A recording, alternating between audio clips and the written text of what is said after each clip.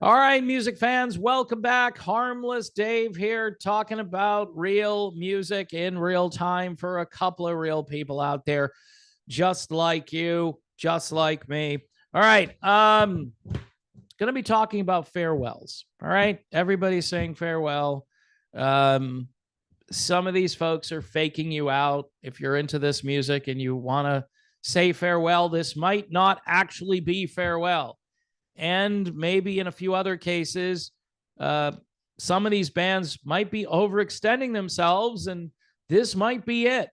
All right. I'm going to talk about Hart, who has a very rigorous tour schedule, especially for a band that hasn't really toured together for the last 5 years and probably hasn't toured like this for, I don't know, maybe 15 or 20 years. But anyway, before I cover this breaking news information on this super slow news day, Dukes of the Orient, okay? Again, I showcase music. Sometimes the stuff I showcase is a project band or just a project.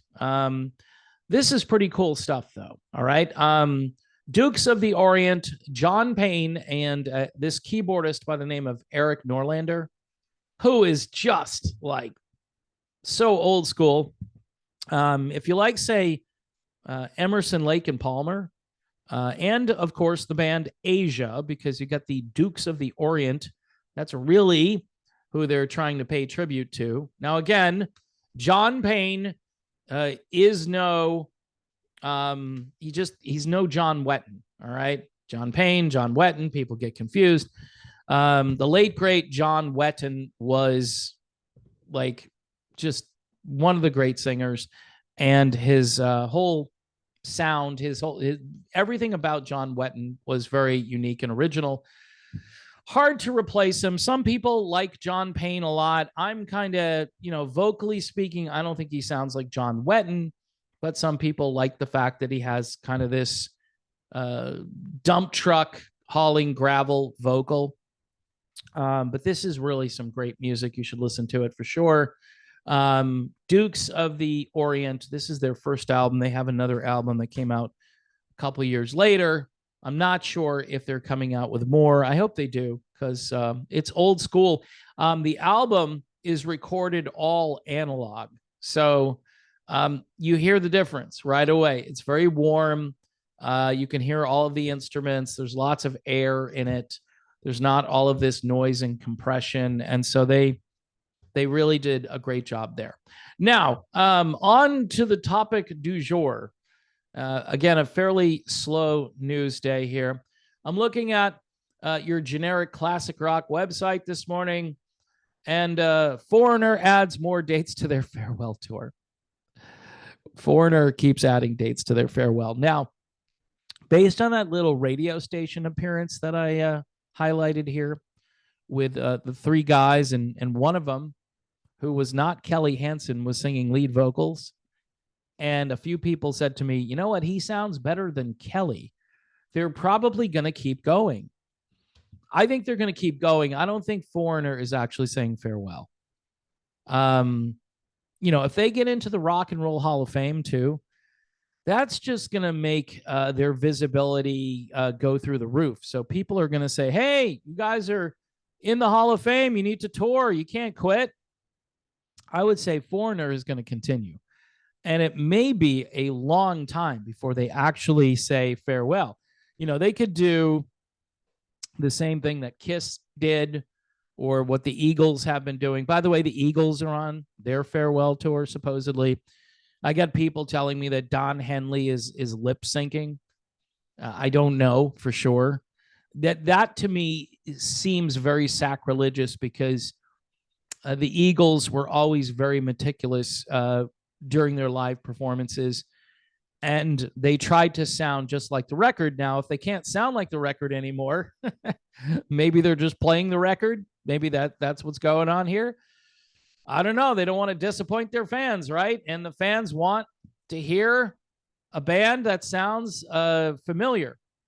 Now, after Foreigner, you've got Dead and Company. Remember, I told you about Dead and Company. They were supposed to be dead last year, but they're back. look, that whole deadhead culture, there's just, you don't really have faces, right? You have names. You have a couple of people who are loosely affiliated with the original band. Obviously, Bob Weir is still there, but what is it? John Mayer is the guitarist, and so that can go on pretty much forever, and it will. If Bob passes away, then you're going to just have N Company, right? So you don't need the dead part, even though that would be representative because all of the people who are in the Grateful Dead would be dead. So they could still be Dead and Company as a tribute to all the people who are dead. All right. You know what I'm saying? Okay. I know it's a little tortured. Jeff Lynne adds more dates to his final tour with ELO. That's a really big one to me. The end of ELO.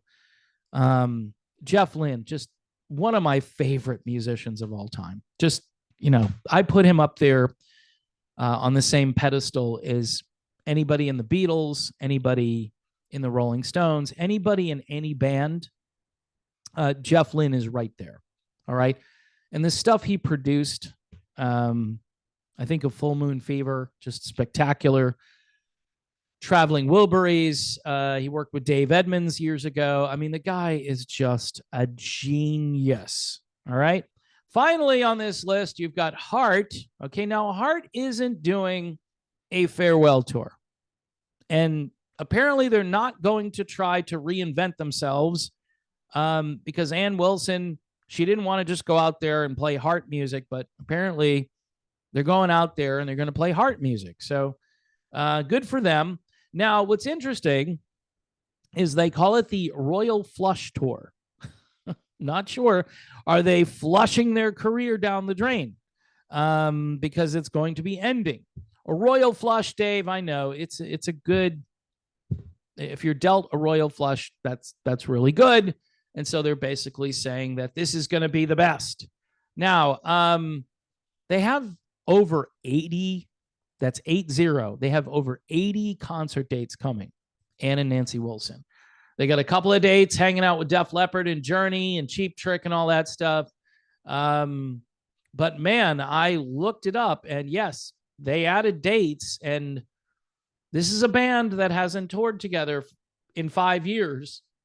And then if you go back in time, I don't think they've toured this much in a very long time. All right.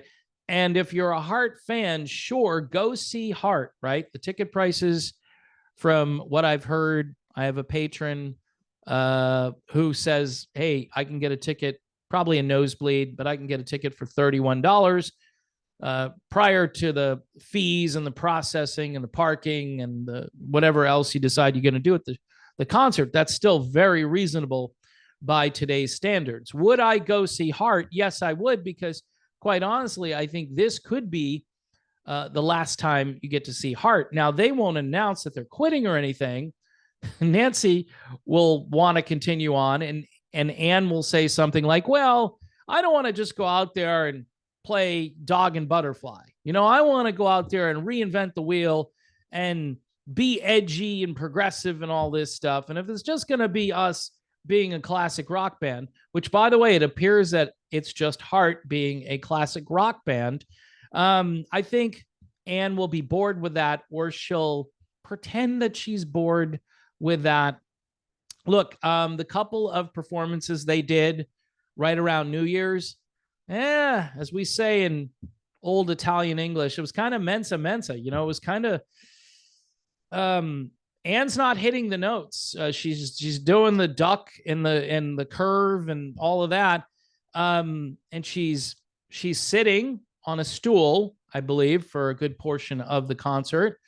She's in her 70s. I mean, I think of people in their 70s, right? If you know people in their 70s, not to say that they can't be active and they're out there belting out tunes, 82 concerts that are probably going to be at least 90-minute sets, right? This isn't going to be easy for Ann Wilson. I'm just putting it out there. It's not going to be easy. And based on what I heard New Year's Eve, It wouldn't shock me if they canceled some dates or something occurred where they would have to take a break or something. Hopefully that's not going to happen, because again, getting Hart together was kind of like getting Aerosmith together, and that didn't work out so well with Steven Tyler and his voice. And Ann Wilson, she's got the same amount of heavy lifting to do vocally as Steven Tyler does in Aerosmith. So, bottom line here is, if you're saying farewell to any of these groups that are going bye-bye and you're a fan of this music, you probably should buy your tickets. I'm not saying I would go see, I might go see Hart for a $31 ticket. But I just wonder, is this going to be like the last memory you have of a once great band who is no longer their great selves? I think that's a legitimate thing. Like, I have this 1981 memory of the band Journey playing at the Cape Cod Coliseum. Nothing's going to ever top that.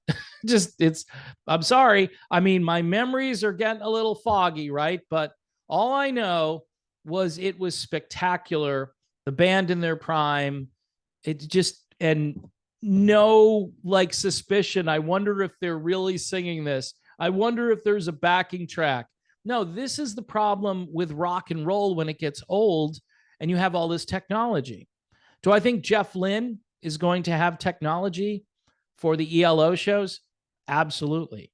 But I do think those shows will still be organic, and that will be Jeff Lynne singing.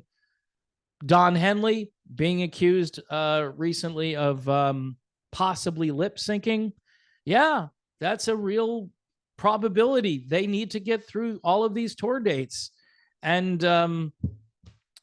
Henley is 76. And I'm not saying you can't sing at 76, but your voice changes and you've got to do this over and over again. And maybe you sing some of the songs, maybe you don't sing some of the songs. This is, again, the problem of aging in the rock and roll world. And there's really nothing you can do. There's very little you can do to get around the inevitable. So, bottom line, folks, a lot of people are retiring, or they're telling you they're retiring.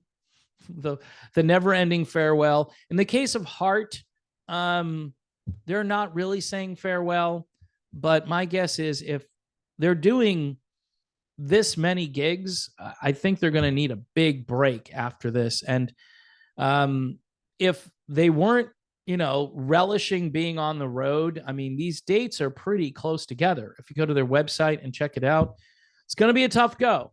And I hope they can get through it. I know there are some people that are going to go see Hart and Cheap Trick and Journey and Def Leppard and Hart and all these different combinations they have out there. That is going to be fun. That will be very nostalgic. And I still believe any band that goes up against Def Leppard right now is going to get crushed. All right. And they're not my favorite band, Def Leppard, but they are a juggernaut. They are a force to be reckoned with. They still sound amazing. They still bring it. Joe Elliott, I think, needs a haircut or something, needs some new style. That white kind of Nelson thing he has going. If you remember the album cover for the band Nelson on their debut, I think that's really what he's starting to look like these days. He needs to. It worked for the Nelson brothers. All right. It worked in 1990. A couple of people said they looked like, sheepdogs or whatever, but it worked. Doesn't work now, though. I mean, you got to do something. Maybe get a stylist, get some new look going there. And I think fans would appreciate that. But, you just don't want to let go of what you're used to. I mean, I think I look like I did how many years ago? And I don't. I really don't. It's embarrassing what aging will do. One more time for Dukes of the Orient, everybody. Standing ovation for Dukes of the Orient. It's just something you could check out. The music world, again, it seems like there's a ton of music out there that you can listen to and enjoy. And that's true. There is. But the stuff you grew up listening to, the quality of that music, the way it was recorded, people aren't doing that anymore. And this is kind of a throwback to that. So I'm a day early on the whole Throwback Thursday thing. Thanks for putting up with this video. Again, rather slow news day here, looking at the classic rock world where most everybody is just saying farewell, or they're pretending to say farewell, or they're going to be saying farewell fairly soon.